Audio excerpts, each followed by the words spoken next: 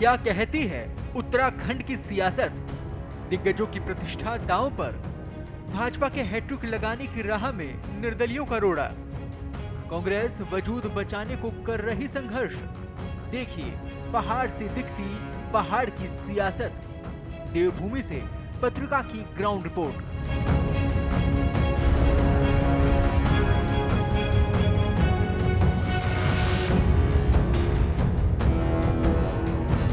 राजनीतिक बगावत क्या होती है यह देखना है तो उत्तराखंड आइए।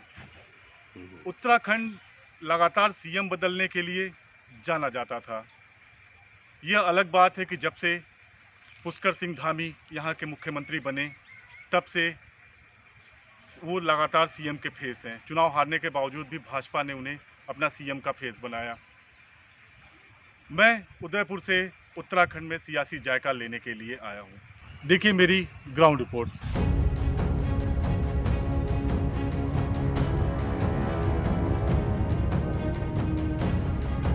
आंदोलनों की पृष्ठभूमि से बने उत्तराखंड में राजनीतिक पारा इन दिनों चढ़ा हुआ है। कभी बार बार सीएम बदलने और बगावत की राजनीति के लिए सुर्खियां बनने वाले इस पहाड़ी राज्य में दो पूर्व मुख्यमंत्रियों की प्रतिष्ठा दांव पर लगी हुई है। 5 लोकसभा क्षेत्रों में 2 पर निर्दलियों ने चुनाव को त्रिकोणीय बना दिया है। पहली बार टिहरी में रानी को बेरोजगारों की ओर खड़ा हुआ निर्दलीय प्रत्याशी कड़ी चुनौती दे रहा है, तो दूसरी तरफ कांग्रेस अपने अस्तित्व के लिए लड़ती नजर आ रही है।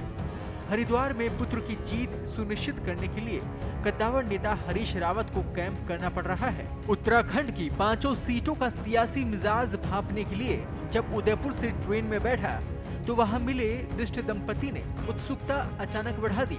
ट्रेन की गति के साथ साथ सियासी बातों का जो सिलसिला शुरू हुआ वो काफी देर तक चलता रहा। देहरादून के पास डोईवाला के रहने वाले बिष्ट दंपति ने शुरुआत ही एक निर्दलीय प्रत्याशी उमेश कुमार के नाम के साथ की और साथ ही उनकी तुलना राजस्थान के रविंद्र सिंह भाटी से कर दी।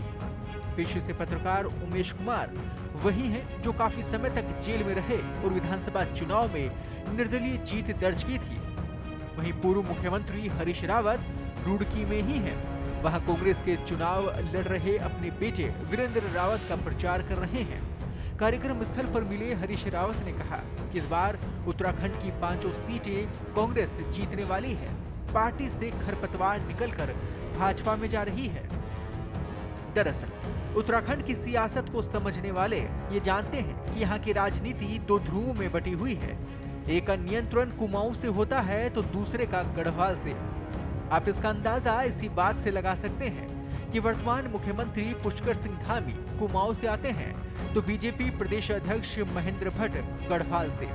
राजनीतिक दलों को दोनों मंडलों के बीच सामंजस्य बनाकर चलना पड़ता है। प्रदेश की 5 सीटों में हरिद्वार, टिहरी पूरी तरह से गढ़वाल मंडल का हिस्सा है, जबकि गढ़वाल सीट का कुछ हिस्सा कुमाऊं में आता है।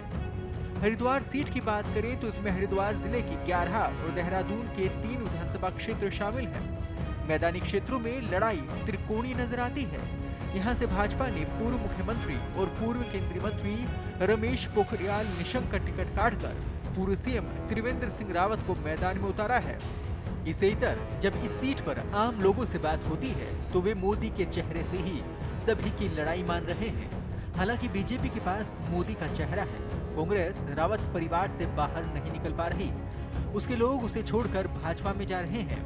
उत्तराखंड में सियासतदान के लिए भीतरघात हमेशा बड़ी समस्या रही है। गढ़वाल मंडल की 3 सीटों पर भीतरघात दिख रहा है। वहीं गढ़वाल मंडल की सीटों पर रोजगार बड़ा मुद्दा बनकर उठ रहा है। लोग इस पर खुलकर बात करते हैं। पहाड़ी जिलों में बादल फटने की घटनाओं से लोग परेशान रहते हैं।